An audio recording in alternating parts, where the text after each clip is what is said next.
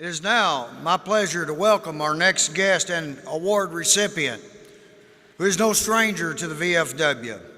While he's not a veteran himself, he's a true patriot dedicated to improving the lives of veterans, service members, and their families. Burger King franchise owner, Mr. Mike Derosa. Give him a hand. Mike's been involved with Burger King for over 36 years. He's held multiple positions, from restaurant manager to Burger King franchisee, and is now the operating partner and president of two companies that own and operate 13 Burger King restaurants in West Central Wisconsin. He is also the president of Derosa Development Incorporated, a real estate company that specializes in fast food restaurant locations. Mr. Derosa's approach to the VFW in 2007 with a strong desire to help America's veterans, service members, and their families. He recognizes the financial difficulties that many service members, veterans, and their families face after departing from the military, and he wanted to use his resources to help make a difference in their lives. He worked to mobilize other Burger King franchise owners and began an annual fundraising event to benefit the VFW's Unmet Need Program. The VFW has been partnering with Mike Derosa and Burger King franchise owners across the nation for 8 years. Together, they have raised $2.6 million for the Unmet Needs Program.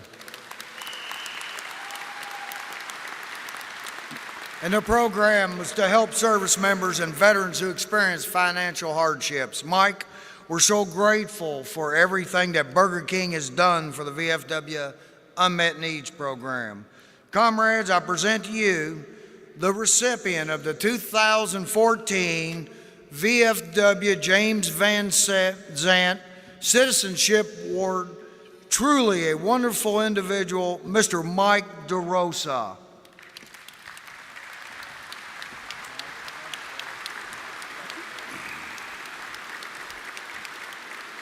James E. Van Zant Citizenship Award and citation awarded to Mike Derosa in special recognition and sincere appreciation for his unwavering devotion to our nation's veteran and military communities through his support of the VFW Unmet Needs Program. His selfless efforts have made a positive and significant impact on the lives of countless veterans, service members, and their families. His unwavering commitment to those the VFW exists to serve aligns with each ideal, tradition, and value of the veterans of foreign wars of the United States, thus earning him our deepest respect and gratitude. In witness whereof, we have hereunto set our hands in the official seal of the Veterans of Foreign Wars of the United States this 22nd day of July 2014, approved by the National Council of Administration, signed by William Thine, Commander-in-Chief, John Hamilton, Adjutant General.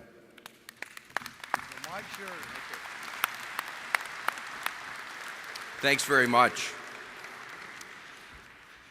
So I get this letter from the commander, and it's about this award. And I did what everybody does when you get a letter like that and you don't really understand it. I Googled it, and I found out about it. And one of the things I found out about is the list of the other recipients. You people have given this to presidents and senators, very prestigious people.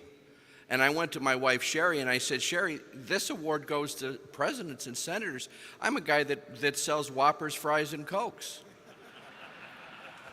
I said, why would they give it to me? She said, I know. She usually does. And she said, think about it. She said, they're presidents and senators, but how did they get there? And I said, well, they got elected. And she said, what does that mean? Took me a while. I said, that means they're politicians. And she said, right. And what do you get when you elect a politician? Do you get everything you want? And I said, well, I guess not. And she said, well, what do you get when you want a Whopper? I said, well, you get the best sandwich in the world and you could have it your way. She said, that's the reason.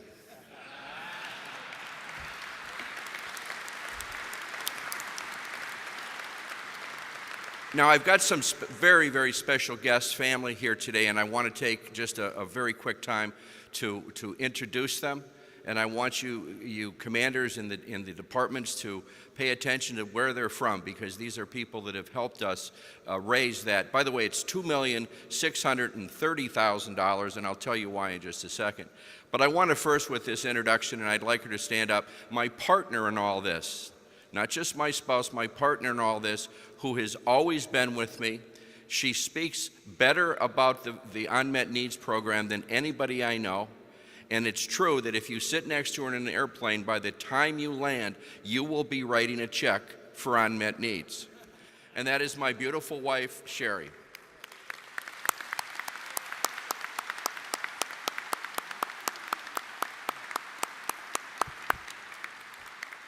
Now, she always does tell me, she says, you get these beautiful gold necklaces, what do I get? So we'll have to do something about that. And all the way from Long Beach, California, my beautiful daughter and her husband, Jen and Mike Ellis, thank you for coming. It was very, very nice of you to do that.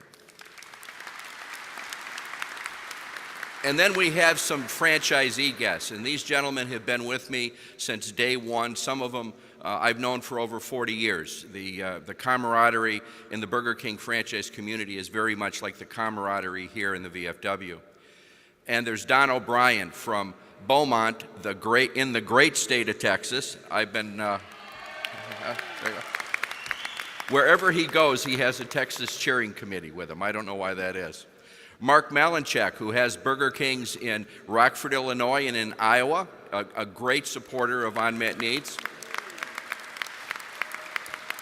Mark has finished 3 years as the president of the Mid-America Franchisee Association, and during his three annual meetings, he was able to raise at those meetings over $40,000 for unmet needs. Thank you, Mark.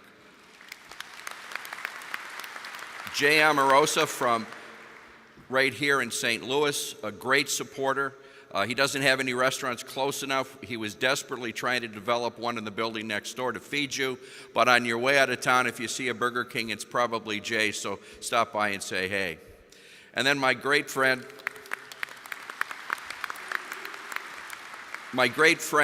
Joe Angelone from New Jersey, who has been with us from day one, and his stores in Jersey have been just great, and thank you very much, Joe.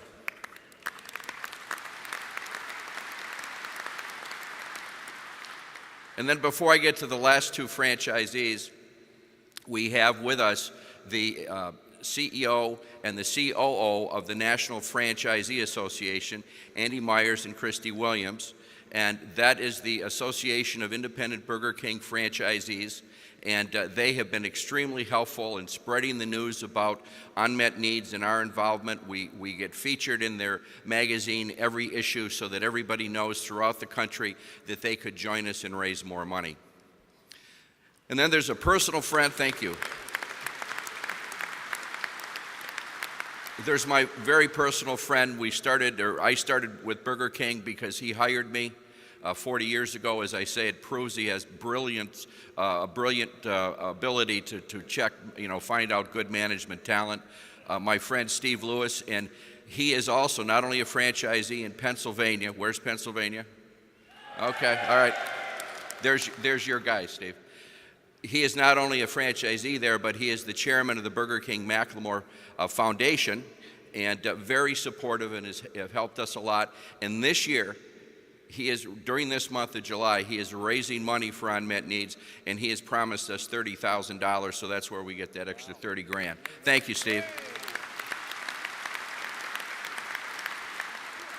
And you always hear about the tipping point when something goes right or wrong. Well, this way it went right. And this next franchisee I want to introduce you to is the guy that really put us over the top, and he continues to do that.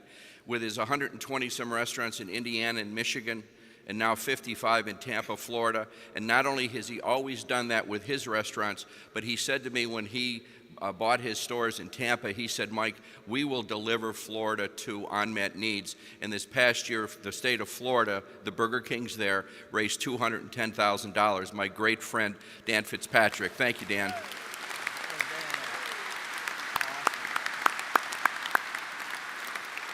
He's obviously one of the commander's favorites because he's from Indiana, a fellow Hoosier. He always tells me that. And then for the very first time, and we're very proud of this, Burger King Corporation, who has been helping us, but we want them to be more aggressive. They have sent someone here, and it's a very good friend of mine, Jim Myers, the Senior Vice President of Franchising for the United States. Jim, thank you very much for being here. You'll notice that he is sitting next to my wife. He will be writing a check before this is over with. So you're 18 or 19 or 20 years old, and you find yourself someplace in France or Italy, or maybe the islands in the South Pacific. You're 18 and 19 years old, and you're on a hillside, freezing in Korea, or you're in the swamps of Vietnam, or you're dodging SAMs in the air over Vietnam, or maybe you're the Jack of the Dust on a boat in the ship in the South China Seas. You're in what's called the big sandbox in Iraq, and you're in the mountains of Afghanistan. Not good places. And you all have one thing in common when you're there. When you're there, you worry about your family here. And when you're there, your family here worries about you there. And when you're 18 and 19 years old, that's going to be a huge, huge burden to you. You know it because you've already lived it in your back. And we know what it is like. And what you have done is priceless. Because what you have done is the reason I'm sitting here or standing here in front of you. How could there be a Citizenship Award if there wasn't a country to be a citizen of?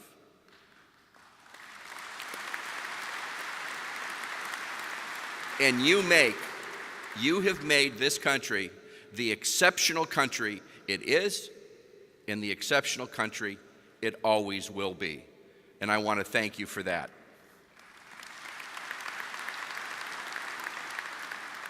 And I want to thank my Burger King franchisee friends and the crews. And you probably saw we have 4 or 5 of our crew members and managers who have been in the convention with you the last couple of days, volunteers from Dan Drury's organization who will be helping you out where you need to go. If there's if you're a little confused on what's going on, they're there to help you out. And these men and women volunteered to come and do that, and we really want to thank them. And what Burger King has done is they've gone the extra mile. Because right now, all of you vets, people come up to you and say, thank you for your service. And they should. They should. But the Burger King franchisees have taken it another step. They say, thank you for your service. What do you need, and how could we help? And it's these men and women over here who represent all those franchisees, and Jim, who represents over 7,000 Burger King restaurants. And I said the other day, there's 7,000 VFW posts, and there's about 7,000 Burger King. That's not coincidence. We planned it that way. But because of these people and their efforts, I could stand up in front of you today and remind you that Burger King will always be with veterans until every need is met. Thank you.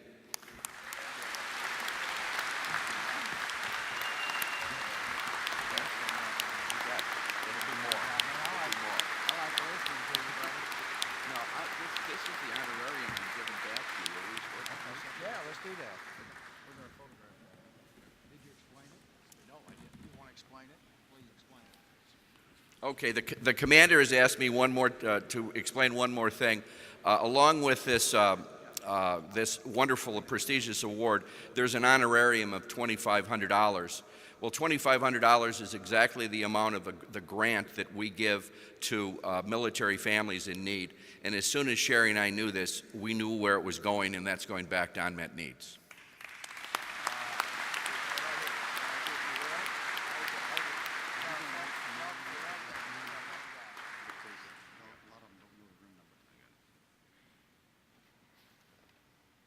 Thank you, so much.